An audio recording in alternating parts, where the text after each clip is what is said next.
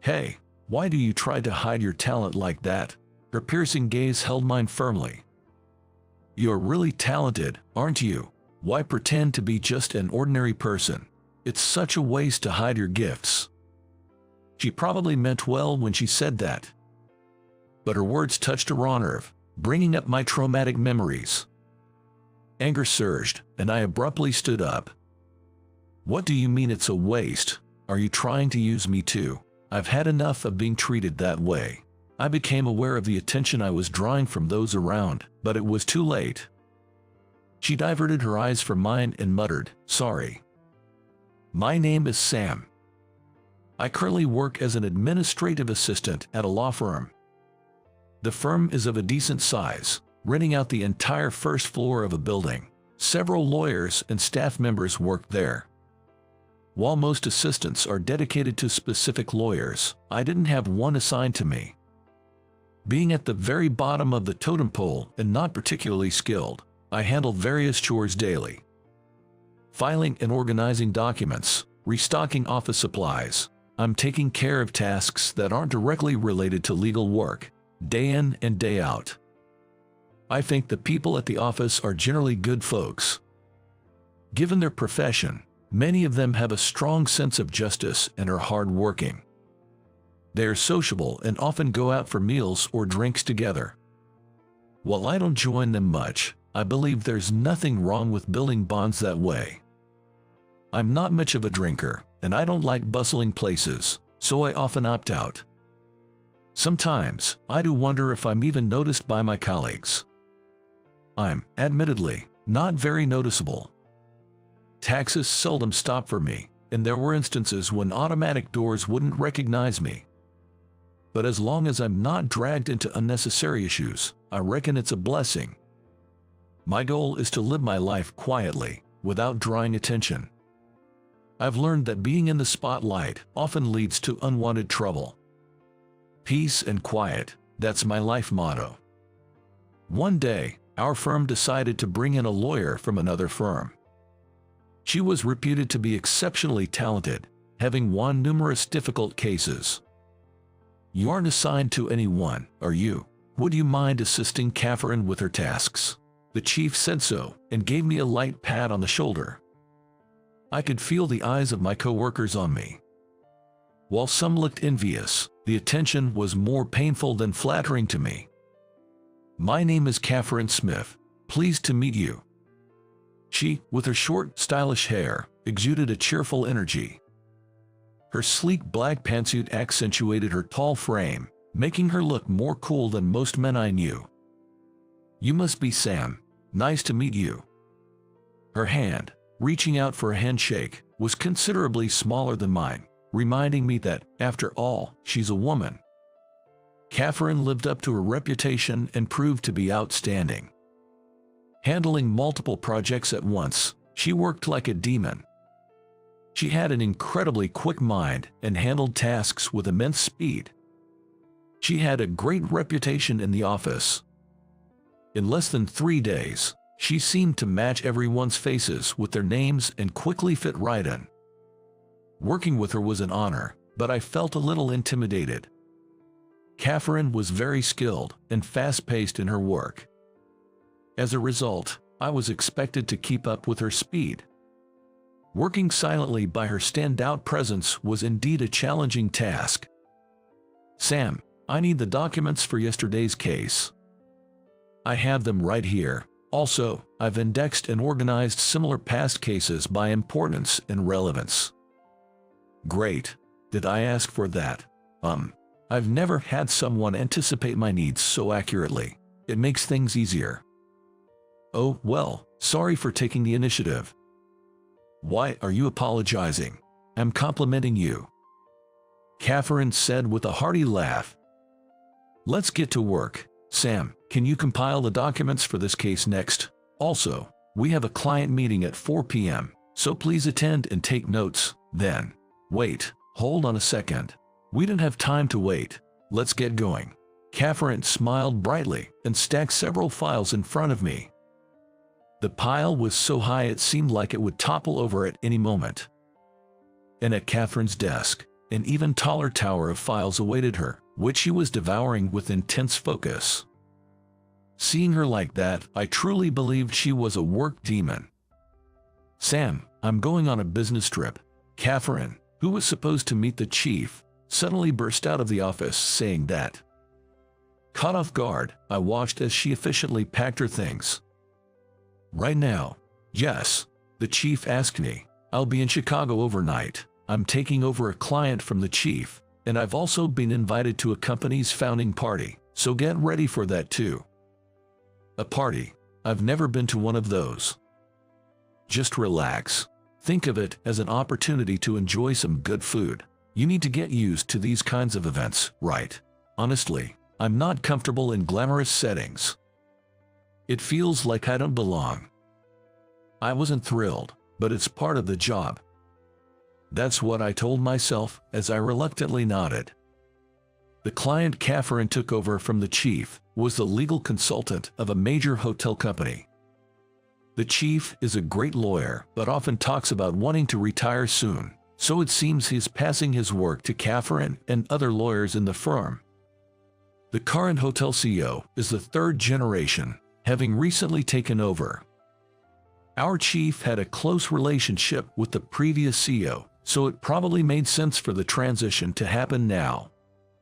The meeting went smoothly, and then it was time for the evening party. It was held in a fairly large hotel with a spacious banquet hall, and there were many attendees. Looks like there are a lot of local dignitaries and executives from nearby companies. Yes, there are so many people. Even though it's just started, I was already feeling overwhelmed by the people. The dolled-up folks were shining too brightly for my eyes. It's too bright of a world for a guy like me who prefers to stay in the shadows. Catherine, in a black outfit paired with bold accessories, blended seamlessly into the glamorous environment. As for me, I chose a decent tie and pocket square, but my suit was pretty much my usual. I tried to pick something that wouldn't make me stand out, but I was sweating bullets, worrying I'd stick out like a sore thumb. "Miss Smith, thank you so much for coming today." The hotel CEO came over to greet us. "Thank you for having me. It's truly an honor. There's food over there, so please enjoy at your leisure." With that, the CEO went to greet other attendees. I hear it's crucial to make the rounds and greet everyone at these events. Is this the social elite? A world I'm sure I'm not a part of. While I was lost in thought, several men approached Catherine. "Are you the attorney, Miss Smith? I've heard so much about you." An older gentleman greeted her with a warm smile. Catherine, on the other hand, responded with a smile but seemed not to recognize him. I whispered to her, "That's the executive VP of the Miller Group. The chief has been their consultant." Catherine gave a slight nod and began conversing with the executive VP. "We've heard great things about the Miller Group's new venture." "Oh, you have? That's good to hear." "Yes, it's the result of many years of work." The executive VP enthusiastically promoted his company, and Catherine smiled and nodded in response. Seeing her at the center of attention, people gathered around to join the conversation. Watching her handle the crowd, I couldn't help but be impressed. Wanting a break from the bustling event, I decided to step out and head to the restroom. Stepping out of the hall, the quietness felt like a different world, a welcome respite from the overwhelming crowd. The nearest restroom was occupied, so I headed further down the hall. On my way back, I noticed a little girl, maybe about to start elementary school, sitting on a bench, crying. Looking around, there didn't seem to be any parents nearby. No hotel staff in sight either. I couldn't just leave her there, so I approached her. "Are you okay?" I squatted down to be at eye level with the crying girl. She looked surprised and shook her head, tears still streaming. I wondered if she might not understand English. I then asked in Spanish, but she still shook her head. Not Spanish either. Let me try some other languages." I decided to address her in every language I knew. French, Italian, and then German. She seemed to react slightly to the German, so I asked slowly, "Did you get separated from your parents?" She nodded. I remembered that there were visitors from Germany attending the party. They were old friends of the hotel's owner. If I could get her back to the event, the staff would likely find her parents. "I'm attending the party too. Would you like to come with me?" She gave a small nod and took my hand. Nicole, oh, thank goodness. Upon returning, her parents rushed over and embraced her. Not wanting to interrupt their reunion, I quietly stepped away. Out of nowhere, Catherine appeared by my side with a cheeky grin. "Not bad, Sam. Just happened to be there." "Oh, really?" Catherine looked like she wanted to say something more, but I pretended not to notice and stood behind her. I could have another drink. After the party ended, Catherine expressed a desire to have a few more drinks, so we decided to go to a bar. Indeed, with all the formalities at the party, it felt like we hadn't had enough to eat or drink. I stepped into a local tavern near the train station and took a large swig of beer, finally feeling a bit relaxed. With beer, we ordered a mix of dishes, and soon our bellies were comfortably full. Catherine, her cheeks flushed a little, leaned towards me and asked, "Sam, can you speak German?" Huck, oh yes, a bit. That's impressive. Do you help with international cases? Well, I don't really have that capability. That's not true. Having worked with you, I've noticed your great memory and judgment. Your knowledge about law is solid, and you're efficient and accurate in your administrative skills. Plus, you're fluent in foreign languages. I can't understand why someone like you is overlooked like this. Her voice grew louder, probably due to her excitement. I didn't want to draw attention. I disliked it. Just as I thought that, she added, "Why do you always hide your talents?" Her intense gaze met mine. "You're truly skilled, aren't you? Why pretend to be average?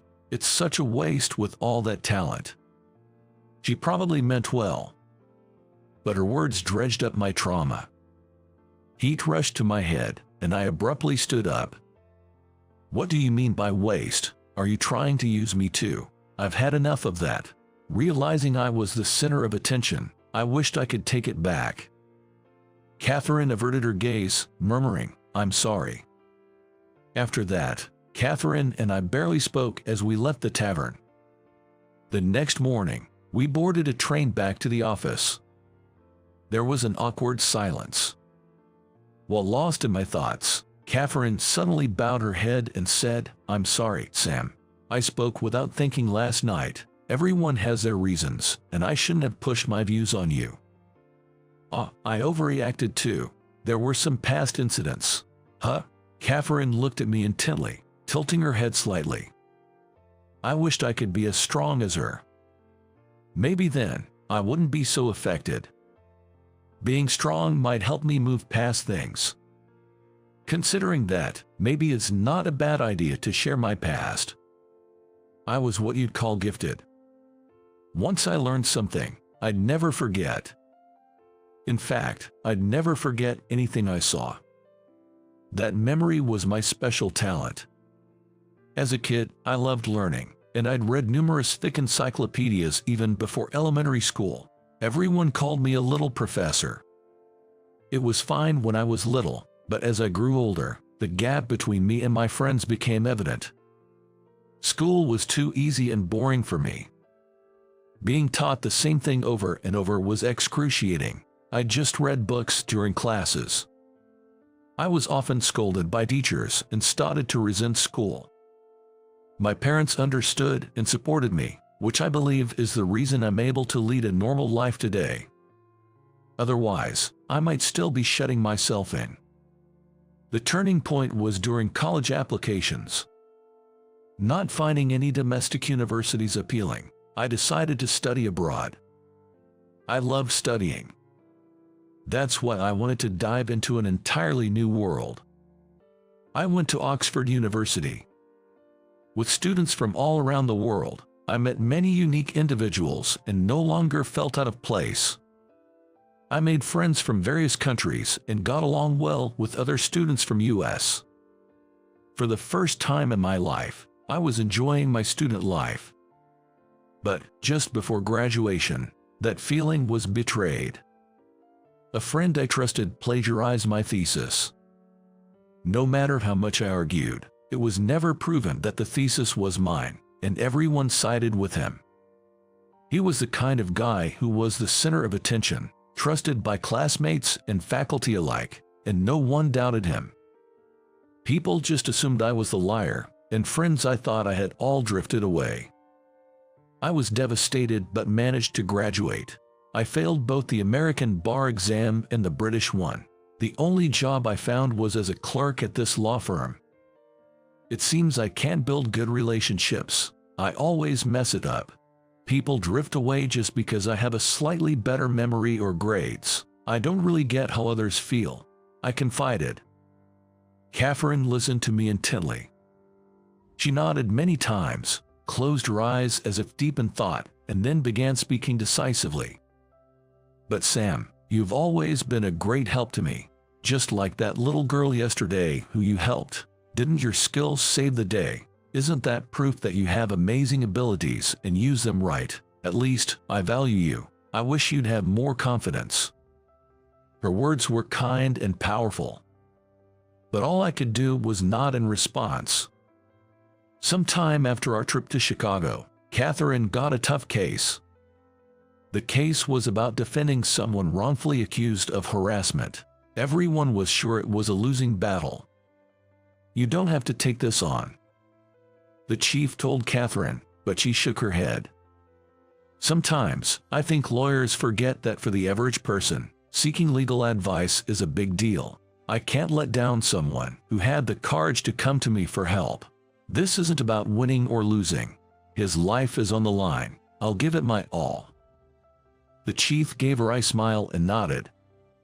She was a woman with a strong sense of justice and compassion, always thinking of her clients and feeling for them. The chief probably expected her to take the case. He let her handle it without any further objections. The client was John, a man in his 30s. He'd recently been promoted to manager and now had a team under him. One of them accused him of harassment. She was taken to an empty meeting room and pressured into a relationship. When she refused, she claimed she was overloaded with work, and when she couldn't handle it, she was verbally abused. There's no recording of the verbal abuse, and the workload seems to be appropriate from what I can see. The problem is the claim that she was pressured into a relationship. There's no way to prove it happened since nobody saw it, but there's also no way to prove it didn't happen. Apparently, she's been diagnosed with stress-related adjustment disorder by a doctor and is currently on leave. If it's linked to work, it could be tricky. John seems to be a friendly guy who doesn't make enemies easily. He recently had a baby, and there seems to be no issues in his personal life. Many co-workers seem to be defending John. I wonder why she took such an aggressive step like suing. Does she have some crucial evidence? Or perhaps someone's pulling the strings behind the scenes? Catherine paused to think for a moment, then suddenly stood up. Sam, we're going on an investigation. What? You're going on an investigation, Catherine? Of course, let's go, Sam. Normally, attorneys don't conduct investigations themselves. They typically have dedicated investigators in their firm or hire outside help. But Catherine was determined to take matters into her own hands. Hurriedly following her brisk stride, they soon arrived at the large building where John worked. It's a big corporate building. Yes, it seems their business has been booming lately. Lots of people coming and going. Let's go inside. Wait, we're going in. Of course. At the reception, after showing our credentials, we were promptly handed over to John. He appeared, looking a bit flustered. Catherine, what's going on? Just wanted to look into a few things. Is that okay? Yeah, sure, but... No sooner did she wait for a reply, than she briskly started walking. After briefly inquiring about the office layout and nature of the work, she headed to the meeting room where the alleged harassment occurred. The room on the second floor is usually locked, and unlocked only when in use. 2 long tables lined up with 6 chairs. There's 1 whiteboard. Aside from that, it's a simple room with a bookshelf against one wall filled with organized files. The late afternoon sun was shining through the window.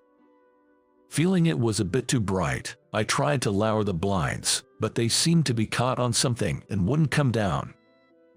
Maybe it's broken. Well, if it's not used often, I guess it's not high on the repair priority list. Catherine's attention quickly shifted elsewhere.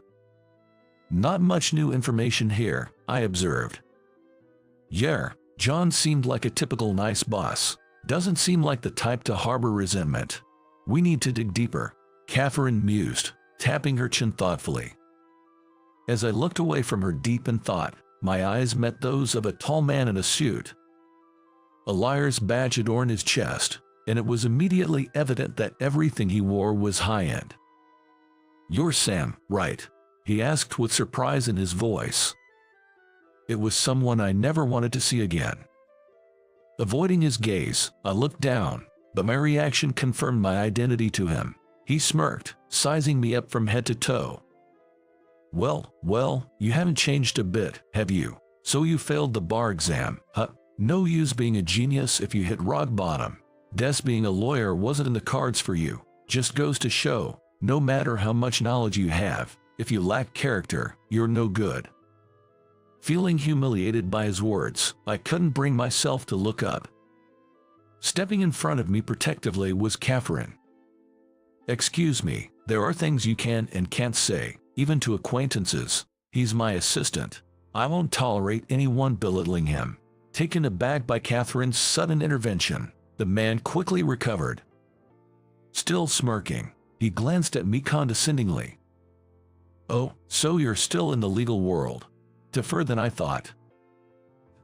Without responding, I continued to avoid his gaze. He then addressed Catherine. "You're Catherine, the lawyer, right? I'm also a lawyer. My name is Robert. I presume we'll be facing off in court soon. Nice to meet you." "What do you mean? I'm the attorney representing the plaintiff in this harassment lawsuit against this company," Robert stated before offering a curt bow and leaving. What a sleazebag. His name was Robert, right? You know him. Jess, do you remember when I told you about college? He's the guy, the one who betrayed me. A memory I'd never forget. He stole my thesis and took everything from me. I showed him my paper because I trusted him.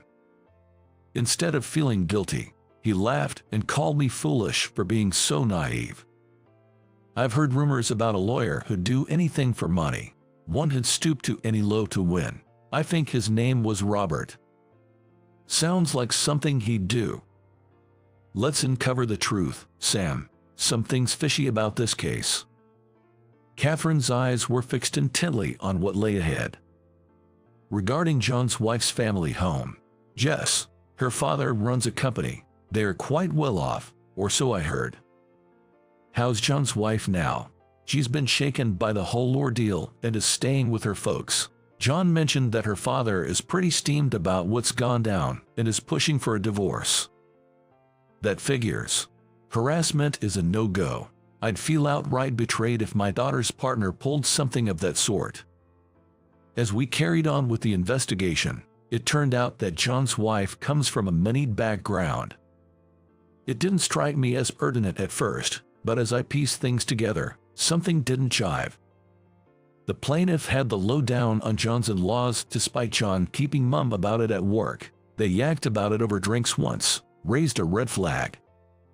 Thinking they can milk the in-laws for a hefty settlement, maybe, could be. Plus, it came to light that Robert and the plaintiff are old acquaintances. There's chatter about them being spotted together. The picture's getting clearer. Looks like Robert might have egged the plaintiff on.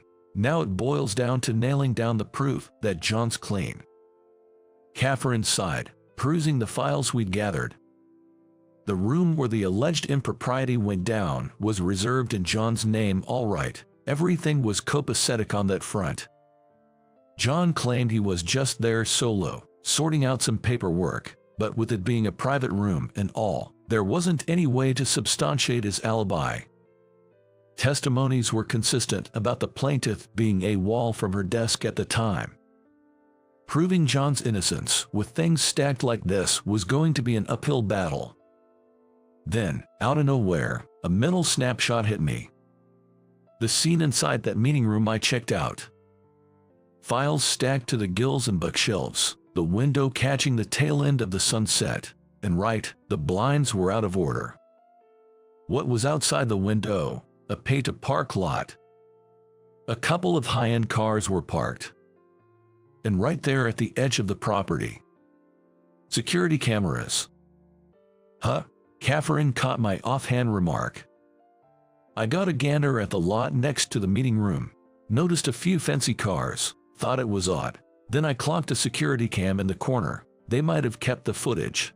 That's some recall. Let's hoof it over there and take a gander. Hustling, Catherine lashed onto my hand, and we dashed off. We got in touch with the head honcho of the parking premises and got a look at the camera footage.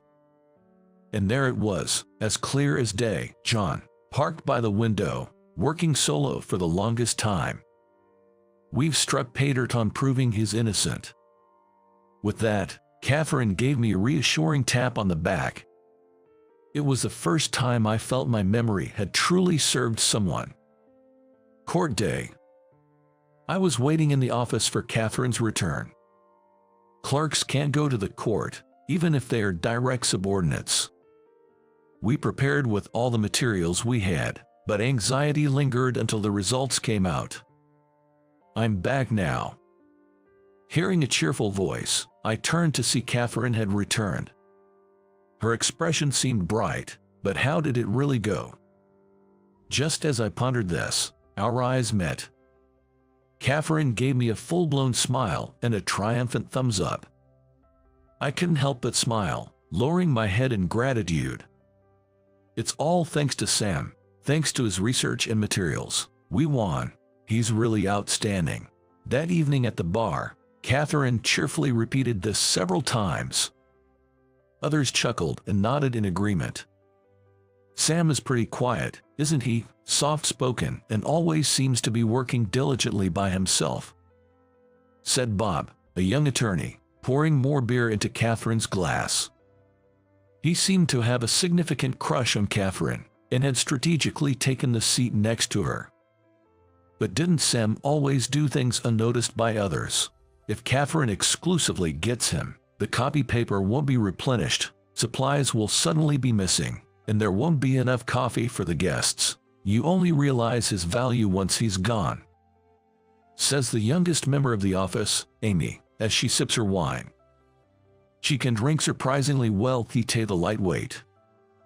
No, he hasn't left. I know it's hard to invite Sam because he doesn't talk to others much, but I'm glad we can have a drink like this. Do you like wine or would you prefer bourbon? Office clerk, Jessica, said as she kept offering more drinks. Even though they had always worked together, suddenly the distance between them seemed to have closed, and it felt strangely warm. However, it wasn't unpleasant.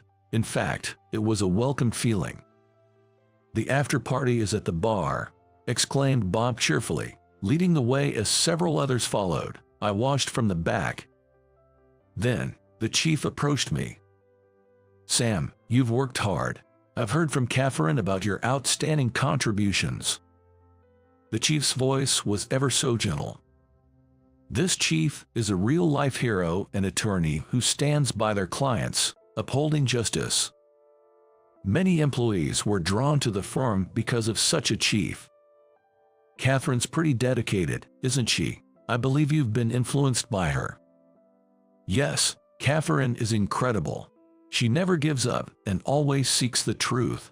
She's always on the client's side. I'm truly inspired by her. I see. I'm glad I paired you with Catherine. You're an amazing person, but you always seem to have low self-esteem. The director knows about my setbacks. He's seen my resume when I was hired, so he knows my background too. I have been upfront during the interview, telling him I felt incapable. Why did he hire me despite that? The chief's understanding might be deeper than the ocean. Chief, I have something to discuss with you. What is it? I want to take the bar exam again. I really want to stand up for the underprivileged. I want to become a lawyer like Catherine. All right. Give it your best shot. You have my full support. Thank you. I felt the emotional scars from my college days healing. I'm aware that I'm different from others. It's been a source of pain before, but now I've come to accept it as part of my unique personality. I've realized that it's best to use the skills and abilities I possess rather than hide them. A few years later, I still work at the same office. The only difference is that now I wear an attorney's badge. I may be far from being as great as Catherine or the chief, but I'm determined to always be there for my clients. My life, which I had almost given up on after a setback, got back on track. I believe my experiences will serve me well in my future endeavors. It makes me realize that nothing in life is truly in vain. My name is Mike. I'm just an average middle-aged office worker. I work as a sales department supervisor. Since joining the company, I've been all about my job. Before I knew it, I passed 40 without getting married. You could say I'm just your typical single man, leading a plain life. I never expected to have such an encounter in my life. It happened when I was heading home after work. There was an old man in a sharp black suit, oddly standing still at a green pedestrian light. Taking a closer look, he seemed to be unsteady on his feet. I had a strange feeling and ran over to him. "It's not safe here." I quickly grabbed his hand and said, "Are you okay? You can't just stand here like this. It's dangerous." Suddenly, he started to fall. I managed to catch and hold the old man. "Hey, hello. What happened?" I called out, but the man didn't respond. With no other choice, I took him to a nearby bench. Even when I slapped his cheek lightly, there was no reaction. However, he was still breathing. There's a man here who's passed out." While laying him on the bench, I called for an ambulance. The next day, when I got to the office, there was an odd tension in the air. As soon as I sat down, my boss called me over. "Do you realize what you've done?" "Excuse me, what are you talking about?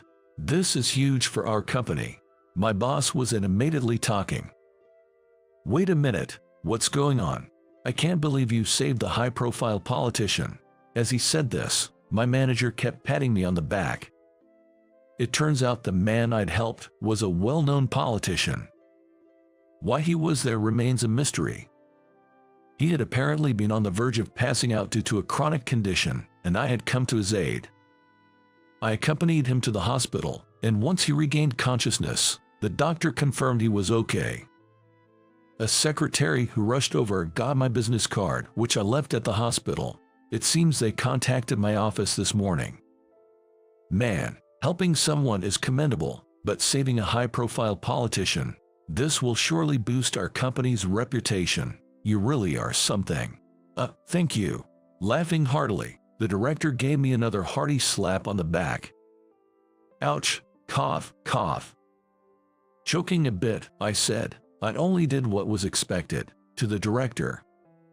Later on, the recovered politician, that old man, went out of his way to come to my company to thank me. That day, he treated me to lunch during my break, and even after work, he took me to an upscale restaurant. The old politician, mostly silent, intently watched me. He would occasionally answer questions asked by his assistant. It was a peculiar meal. For some reason, after that, it seemed like the old man took a liking to me, as he kept inviting me to meals. And then, I received a surprising invitation. When I arrived at our usual restaurant for our rendezvous, it wasn't the assistant, but, unusually, the old man who spoke to me. "I've brought a matchmaking proposal for you today. You mentioned you're still single at 40, right? How about a meeting with this lady?" Saying this, he showed me a photo of a young woman. Well, she seems to be a great catch, but I don't think I'm on her level. Then, from the side, the assistant spoke up. Your company is a subsidiary of a major corporation, right? You're a sales department supervisor there. I think you two might be a good match. Sigh. And this lady, she looks about 10 years younger than me. This time the old man interjected.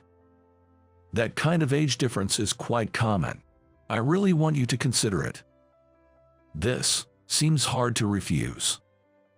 After a brief pause, I finally spoke. There's also the lady's preferences to consider, but if it's just a meeting, yes, thank you very much.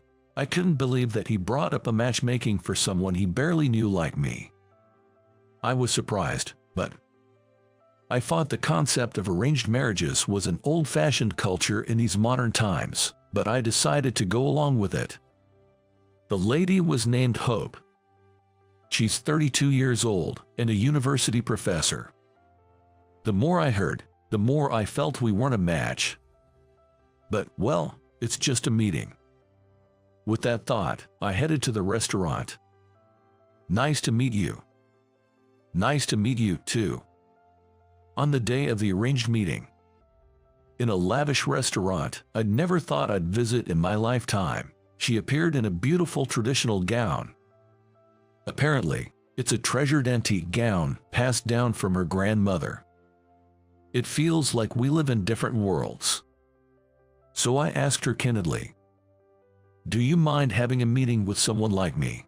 "No," he said, "it would be fine if it was with you." Okay, I wonder why that politician favors me so much. It was quite puzzling. Wondering, I asked her, "Excuse me, what kind of person was the one I helped?" "He had a son, I heard, but he often said he couldn't see him much. That's probably why he treated me as if I was his daughter." According to what Hope was saying, the old politician had been estranged from his family for many years. When he entered politics, his wife worried about the impact on their child's future and suggested they split up. No offense, but sounds like a rather selfish wife. She could have stayed with him.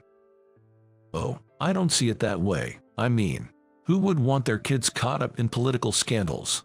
Wow, we really see things differently. Thinking the matchmaking might fall through, I felt a twinge of regret. It would be a real pity to lose a connection with a beauty like Hope. Because, chances are, I might never meet someone like her again. Well, I'm only human, I thought with a wry smile and continued talking to her. As for me, apparently, my father was involved in some shady business, and my mom, opposing it, slapped the divorce papers on the table and left. At that time, I was still in her womb. Oh my, your mother sounds quite spirited. I'd love to meet her. I think my mom would be really surprised to meet a traditional lady like you. Well, aren't you smooth? Feeling like I might have salvaged the conversation, she then said. But, using your sad background to woo a lady isn't quite right. I thought we'd have a more cheerful conversation. I'm sorry about that. Hearing that, I realized she's quite a forthright lady. I'd assumed she was some pampered princess, but apparently, that wasn't the case. As our meal was wrapping up, she asked, "What do you think of me? I enjoy talking to you. I'm really glad I came today. So, will you meet me again?" Wait, really? I was thrilled by her unexpected words. In this short time, I'd grown quite interested in her. It was a joy to think I'd see her again. Whether or not we'd formally date was another matter. A few days later, at the coffee shop where I was to meet Hope, the person waiting for me was the old politician I'd helped that day. This coffee shop is famous for its delicious coffee, you know. Ah, is that so? The place was my regular cafe. We sat across from each other, sipping our coffee. Yes, the coffee here is delicious. Come on, say something. I was screaming inside. Man, this old man sure does like his long silences. Is he really a politician? I always had the impression that politicians were talkative, but maybe he's usually quiet. Oddly enough, his secretaries aren't around today. As I pondered this, the old man suddenly spoke up. How did your meeting with Hope go? Well, she's way out of my league. I was looking forward to seeing her today, but I'm sorry. I just really wanted to see you, so I asked for some time. Oh, that's okay, but I wonder how she feels about not being able to see me. I was a bit curious about that. Do you think you can get along with her? I hope so. She's the daughter of the head of a group that owns your company. Well, even if I say head, it's not such a big group. Her father is an acquaintance of mine. Yes, I understand. I felt a bit repelled by the old man's words. I wasn't interested in dating her because of the power she held in her background. I was genuinely drawn to her character. If I wanted, I could get you a fitting job and position. It might be good for balance if you're planning to marry Hope. No, thank you. That's not why I wanted to meet her. At my words, the old man looked surprised. Then he said with a lonely smile, my ex-wife was right. You're stubborn and don't listen. Maybe it was my mistake for not raising you by my side. What did you just say? Are you, possibly, Jess? While your mother and I have been strangers for a long time, legally, you're my son. I never imagined we'd meet this way. I couldn't believe my eyes. I never imagined that the politician I'd helped, this old man, was my father. I couldn't believe it. But thinking about it, there were oddities. When the topic of meeting Hope came up, I felt something was off. Normally, you wouldn't introduce someone you just met, even if they saved your life, to a precious acquaintance's daughter, unless they were really special. Unless that person sees the other as truly special. My mother said you two weren't legally married, that you were just in a domestic partnership. That's not true. I always sent child support to her, although she'd send it back the next day. What happened between you and my mother? Well, a lot happened. With that, the man, my father, began to tell his life story. My grandfather was apparently a politician too. My dad is what they call a second generation, a politician by heredity. Thus, entering the political arena at a young age, he enjoyed a smooth sailing life. It was during this time that he met my mom. Raised in a single-parent household, coming from a poor background, my mom had been working at a fancy restaurant since her youth. That's where she met my dad, who was a regular customer. One evening, after dinner, he invited her out for drinks. On their way home, he shielded her from an oncoming car, which brought them closer. Dad, hiding his true status, relished his secret rendezvous with Mom. His father found out and presented Mom with a hefty amount of money, urging her to break up with him. Dad opposed the separation, but Mom left him anyway. She couldn't forgive him for deceiving her. Upon realizing the child in her womb was a boy, my granddad wanted to take him in as the heir, but Mom resisted. She never truly opened up to me, no matter how hard I tried. I wanted to make things right with her, but it never happened, and here I am, all these years later. I never imagined you, my son, would be the one to help me out. I never thought I'd be the one helping you out either, Dad. We both chuckled, looking at each other. Think we can keep seeing each other? That depends on what Mom says. Shouldn't that be up to you? You're a grown man now. True. Let's meet up once in a while, Dad. Sounds good, Mike. With that, we shared a hearty laugh. I felt bad for Mom, but I decided to see Dad from time to time. A few months later. Mike, have you picked out a ring yet? Sorry, not yet. Shall we check the next store then? I was at a jewelry store with Hope. This was our third one. I really struggled to find an engagement ring I liked. But we don't need to buy one today if you don't want to. No way, it's your birthday today. We'll definitely find the perfect ring today. Since that day, Hope and I have been dating steadily, and we plan to tie the knot next year. Of course, Dad is all for it, and my mom is also thrilled about our upcoming marriage. What if we also buy rings for your dad and mom? Hope asked, pulling her gaze from the display. Why? I asked her in return. To express our hope that they reconcile. Wouldn't that be more of an annoyance than a gesture? As we discussed this, I happened to glance outside and saw a familiar elderly couple. Dad and Mom. Maybe they came to buy rings too. I told them this is a popular jewelry shop. Wait, are they planning to remarry? Why not, if they're happy? Age shouldn't matter. Hope smiled. That makes sense. Reconciliation can happen in various ways. Seeing the joy on my parents' faces as they chatted, I secretly thought about inviting them for dinner sometime soon.